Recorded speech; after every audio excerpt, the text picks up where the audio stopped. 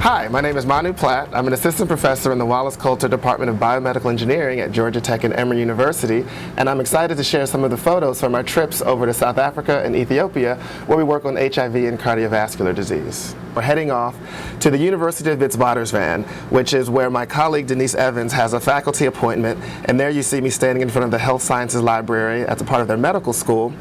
And we started off there and then went straight into the lab. And here in Atlanta, again, my students do most of the lab isolation, but there I am, actually with the, we know the blood has HIV in it, and actually isolating the white blood cells from the blood that we are then going to test for our specific assay. And there you can see Dr. Gleason actually is at the very end stages of actually making sure he's got the white blood cells in that small tube from that pellet.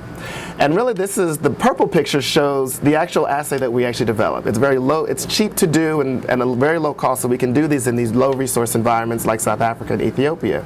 Here you can see the white bands on this purple background. Those indicate how much of this protease activity we're picking up from the white blood cells we pulled out of these HIV blood samples. And this is our indicator to tell how bad the cardiovascular damage might be or the patient sticking with their drug regimen. So we have these samples, but actually this brick building is where all the samples originated from. Again, my colleague, Dr. Denise Evans, she works at the Helen Joseph Clinic here, and they see actually 400 HIV positive patients a day, and that's where she actually recruits the patients for our study. Now my last day, while you're in Rome, do as the Romans do, so when in Johannesburg, do as they do. And so she took me to a wonderful lion park, which is right outside the outskirts of the city, and where you can pet white lion baby cubs, giraffes, and ostriches, and it was an amazing kind of trip and a nice cap on the top.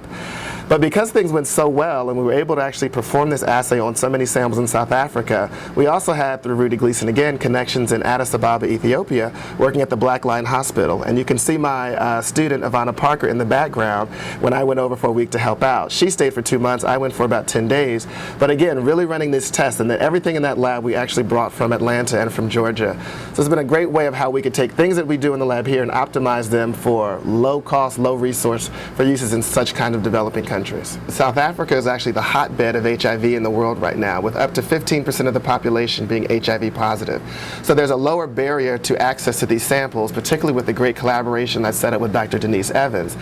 And so because of the success we've had so far with this work, we've now started a new study where we're actually taking 400 patients and we're following them from the day they were diagnosed with HIV out through 12 and 24 months to look at how this activity has changed for them, so we can do this in a patient-matched way.